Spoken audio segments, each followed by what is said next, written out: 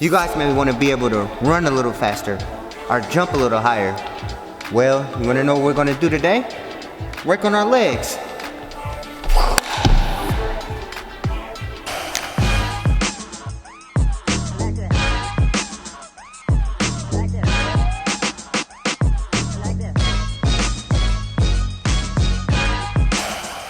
So today we're going to be working on our hamstrings, our calves, doing a few squats, you know, just something to get our juices flowing. So hey, let's get to it. Let's have a fun workout. Alright, we're going to get started on our quadriceps. We're going to do that by grabbing our ankle like this for about 10 seconds on each leg. We're going to be feeling the stretch about right there. If you're not feeling it, pull your ankle up a little higher.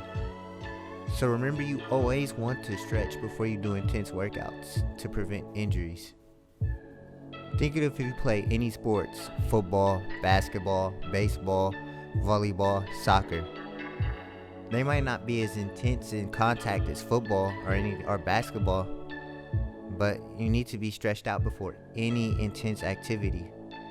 So now we're going to our hamstrings. Our hamstrings are a little bit different. They're in the upper back part of our leg.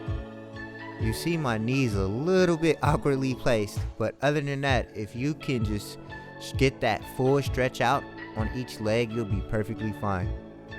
So you want to do the hamstring workouts for about 10 seconds as well also. Now think of someone that's an Olympic runner, somebody who runs really fast. They will have to make sure their hamstrings are really stretched out so they won't pull any muscles as well too. Okay, so next we're going to work on our calves. Think of somebody who jumps really high.